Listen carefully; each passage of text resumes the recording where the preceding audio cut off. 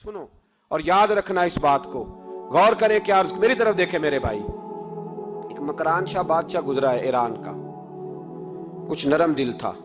वो ना सैर करने निकला, दरमियान में पुल आता था, एक दरिया था, उसका पुल था और पुल के उस पार जंगल था, सब्जा था, सैरगाहें बनी हुई थी। बादशाह वहां 2-4 दिन रहने का इरादा किया। जब बादशाह वहां पहुंचता है ना मकरान शाह, तो उसने देखा कि वहां 2-3 दिन क़याम करना है, झील है, सैरगाह है, वहां उसने रुकने का प्रोग्राम बना लिया। बादशाह तो अलहदा उसके लिए रिहाइश थी, सिपाही अलहदा रहते थे। यहां तो लोग कहते हैं ना, वो पुलिस को डांटते हैं, पुलिस को पूछते हैं, ओ भाई पुलिस तो तुम्हारे मतहत होती है, पुलिस तो समझ गई है कि तुम किस तरह उनसे काम लेते हो, उनको तो तुम अपने तहत रखते हो। पुलिस वाले अलहदा रहते थे, उसके साथ जो सिपाही गए हुए थे, गनमैन गए हुए थे। मकरान शाह सैर सपाटे पे रहता था।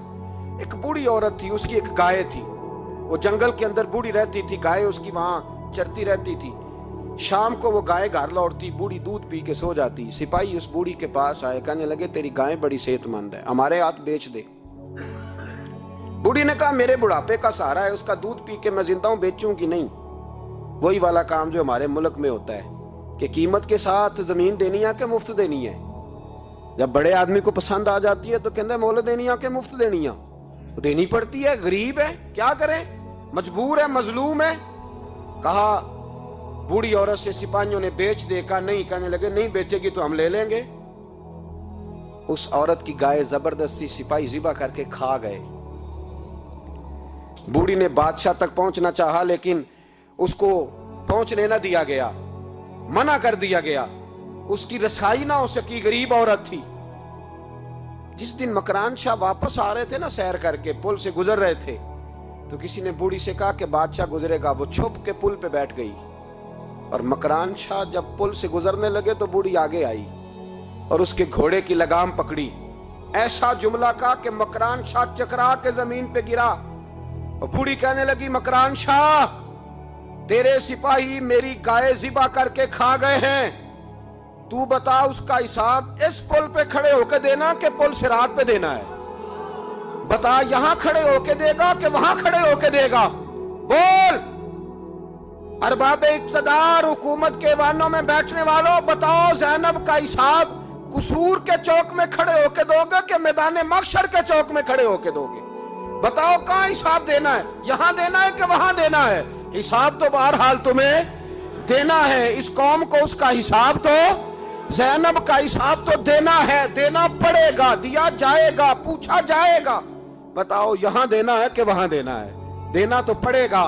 यहां दोगे तो हो सकता है कयामत में बच जाओ, और अगर यहां नहीं दोगे तो वहां लटका दिए जाओगे, रुसवा किए जाओगे, पूछा जाएगा।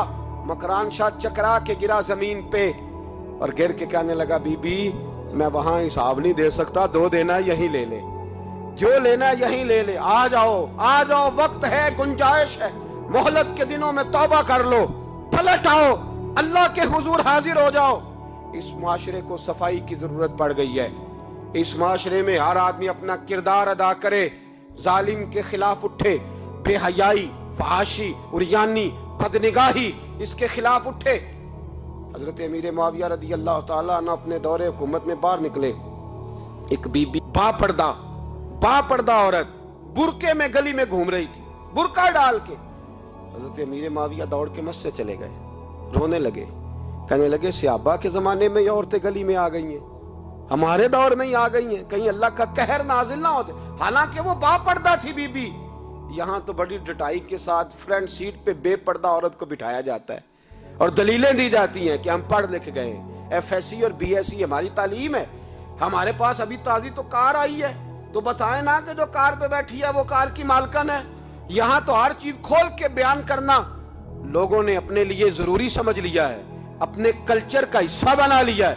खुदारा फाशी के खिलाफ, बेहयाई के खिलाफ, उरियानी के खिलाफ उठो और इस पुल को बांधो। जब तक फाशी रहेगी, उरियानी रहेगी। पाकिस्तान में 10 के करीब बच्चों के साथ रोज ज्यादती होती है। यह आपके कौमी अखबारात की आज सुबह की रिपोर्ट है। ये तो वो चीजें हैं जो खुल के बाहर आ गई, और इसके अलावा जो बेहयाई के अड्डे खुले हुए हैं, न जाने उनकी तादाद कितनी, किस कदर ज्यादा ظلم ہو رہا ہے. میرے رسول پاک صلی اللہ تعالی وسلم نے فرمایا جب کوئی زنا کرتا ہے تو ایمان اس کے سینے سے نکل جاتا ہے اس کے سینے سے. آنکھوں پر پردہ ہونا چاہیے, کانوں پر پردہ ہونا. اور اگر زینب کے قتل کے بعد بھی کسی کے موبائل میں گندی تصویر ہے اور اس کے قتل کے بعد بھی بے حیائی کے گانے اس کے موبائل میں ہیں, تو پھر وہ رسم کے آنسو نہ بہائے.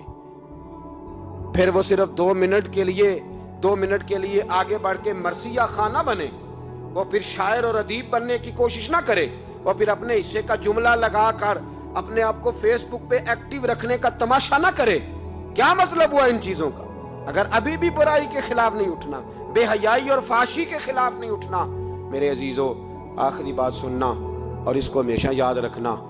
میرے نبی پاک صلی اللہ تعالی علیہ وسلم نے فرمایا ہے کسی ایک مسلمان کے قتل میں اگر اہل زمین اہل آسمان سارے بھی شریک ہو جائیں, سارے, تو فرمایا ہو سکتا ہے اللہ سب کو جہنم میں ڈال دے. اس لیے کہ جو قتل ہے نا, قتل ایک ہے زیادتی اور ایک ہے پھر اس کے بعد قتل. ایک انسان کا قتل انسانیت کا قتل ہے. اتنا بڑا ظلم. اور یہاں تو اب قتل کی خبر آ جائے نا اخبار پہ تو اتنی دلچسپی والی رہتی نہیں. اتنے لوگ قتل ہو گئے, کوئی عرض نہیں. یہ تو ہمارے یہاں تو کسی سیاستدان کی شادی کی خبر آئے گی تو وہ دلچسپی والی ہوگی, اس پر تبصرے ہوں گے, کمنٹس ہوں گے. ایک بندہ مر گیا, ٹھیک ہے, غریب آدمی تھا, قتل ہو گیا, جان چھوٹی, معاذ اللہ, اس پہ کون توجہ کرتا ہے؟ یہاں تو ان کے میلے چھیلے تماشوں پر لوگ تبصرے کرتے ہیں. یہ جو کوئی نئی ایکٹنگ کر کے دکھاتے ہیں اس پر ہماری توجہ جاتی ہے.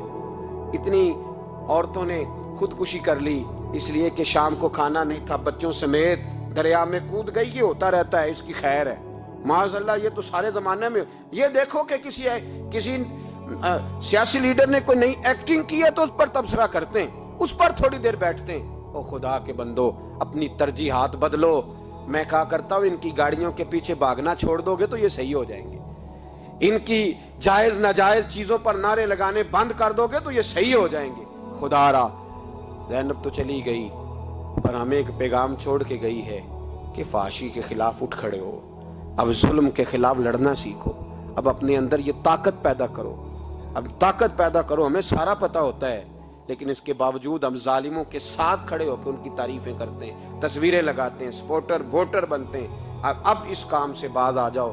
خدا را اب بھی سمجھ جاؤ. اے اللہ, جمعے کے دن اس اجتماع میں تیری بارگاہ میں دعا کرتے ہیں, خداوندہ ساری بیٹیوں کو حفاظت کا پردہ عطا فرما. اللہ سب کے لیے حفاظت کے پردے نصیب فرما. اور میرے مولا ظالموں کو کیفر کردار تک پہنچا. اللہ ان ظالموں کو نشان عبرت بنا. خداوندہ ان ظالموں